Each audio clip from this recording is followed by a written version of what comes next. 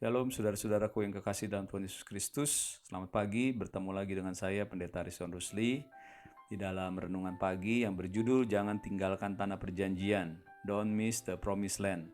Saudara yang dikasih Tuhan, kita tahu bahwa tanah perjanjian itu adalah Kanaan yang dijanjikan Tuhan pada awalnya kepada Abraham dan juga kepada keturunannya, kepada umat Israel, saudara. Namun kita melihat, saudara, bahwa tanah yang dijanjikan yang sangat baik itu, saudara, yang berlimpah-limpah dengan susu dan madunya itu, saudara, ternyata tidak sedikit yang meninggalkannya, saudara. Tidak sedikit mereka yang meninggalkannya, sehingga tidak banyak yang masuk, saudara. Di dalam Ulangan 1 ayat 34 sampai 36, ketika Tuhan mendengar gerutumu itu, ia menjadi murka dan bersumpah, tidak seorang pun dari orang-orang ini, angkatan yang jahat ini, akan melihat negeri yang baik, yang dengan sumpah kujanjikan untuk memberikannya kepada nenek moyangmu, kecuali Kaleb bin Yefune. Dialah yang akan melihat negeri itu, dan kepadanya dan kepada anak-anaknya akan kuberikan negeri yang diinjaknya itu, karena dengan sepenuh hati ia mengikuti Tuhan. Saudara lihat ya, di dalam ayat ini, saudara, dan beberapa ayat lainnya, bahwa yang masuk hanya Yosua, Kaleb, dan juga mereka yang berusia 20 tahun ke bawah. Kemana yang lain, saudara? Mereka tidak masuk, saudara.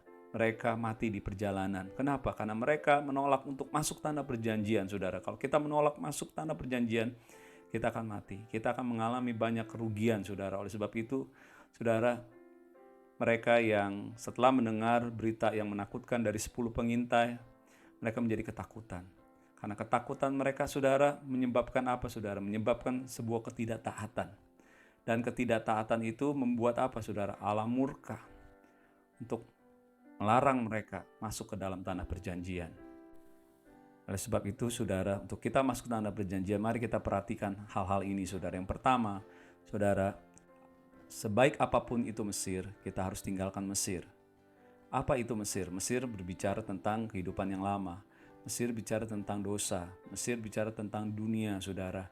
Saudara, jangan lagi bersahabat dengan dunia. Jangan lagi mau ditipu daya oleh si iblis. Dunia ini akan lenyap dengan segala keinginannya, saudara. Kita jangan mau hidup kembali kepada dunia. Banyak mungkin tantangan di saat-saat seperti ini, saudara. Wah, enakan dulu. Dulu saya bisa lakukan ini, saya dulu bisa lakukan ini. No, saudara. Hidup di dalam Tuhan, Tuhan akan menepati janjinya. Kita akan menikmati berkat-berkatnya asal kita mau terus berjalan masuk ke dalam tanah perjanjian, saudara. Tinggalkan dosa, jangan lagi berbuat dosa, jangan menyembah berhala, jangan lakukan percabulan, jangan bersungut-sungut, saudara. Dan kita jangan mencobai Tuhan Allah kita, saudara, yang telah menyertai kepada kita, saudara. Mari kita mau ikut Tuhan sungguh-sungguh. Kita mau berharap percaya kepada Tuhan, bukan kepada kuda-kuda Mesir, bukan kepada tentara Mesir, tapi kepada Allah yang kita sembah, saudara. Oleh sebab itu kita harus tanggalkan Mesir kalau kita mau masuk tanah perjanjian. Yang kedua, saudara, setelah kita meninggalkan Mesir, mungkin kita akan memasuki padang gurun, saudara. Kita tahu bahwa Allah mengizinkan padang gurun buat orang Israel supaya mereka ingat siapa yang telah menolong mereka, supaya mereka tetap ingat bahwa Tuhanlah yang memimpin mereka, saudara. Ada kalanya kita memasuki padang gurun dalam kehidupan kita. Jangan bersungut-sungut, jangan marah-marah, saudara. Semuanya itu untuk mendidik kita, semuanya itu untuk membuat kita lebih bertumbuh lagi di dalam Tuhan, lebih dewasa lagi dalam Tuhan. Bahwa kita harus diingatkan, bukan kuat dan gagah kita bisa berhasil. Semua itu karena Tuhan. Oleh sebab itu, kenapa kita kerap kali diizinkan? Mari, saudara, hari ini mungkin kita mengalami padang gurun di dalam perjalanan kehidupan kita. Tetap menaikkan syukur, tetap ikuti pimpinan Tuhan, tetap berjalan bersama Tuhan. Yang ketiga, saudara, walaupun Tuhan sudah memberikan tanah perjanjian, Tuhan juga mau kita mempunyai daya juang. Tuhan mau kita lakukan bagian kita. Ketika Yosua berperang di medan pertempuran, Musa mengangkat tangan, saudara, dengan ditopang oleh Harun dan Hur, saudara, dan umat Israel menang. Siapa yang memberikan kemenangan? Bukan Yosua, bukan Musa, bukan Harun dan Hur, tetapi tangan Tuhan yang kuat, kuasa Tuhan yang memberikan kemenangan.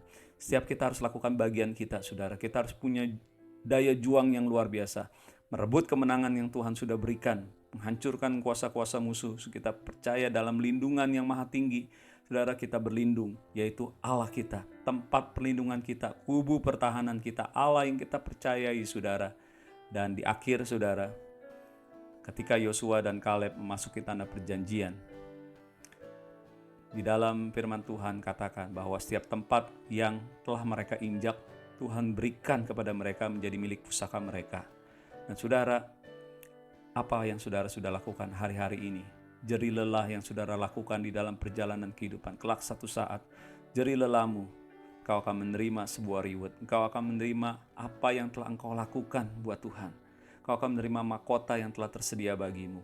Kau menerima rumah Bapa yang telah disediakan bagimu. Oleh sebab itu, saudara yang dikasihi Tuhan, apa yang kau lakukan hari ini? Di tengah-tengah keadaan yang sulit, di tengah keadaan yang serba menantang ini, saudara, mari kita terus berharap kepada Tuhan. Lakukan bagian kita. Jangan pernah tinggalkan tanah perjanjian. Meninggalkan tanah perjanjian adalah suatu hal yang berbahaya.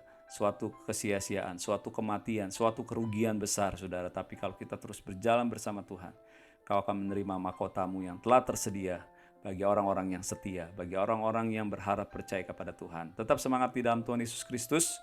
Shalom, Tuhan Yesus memberkati. Amin.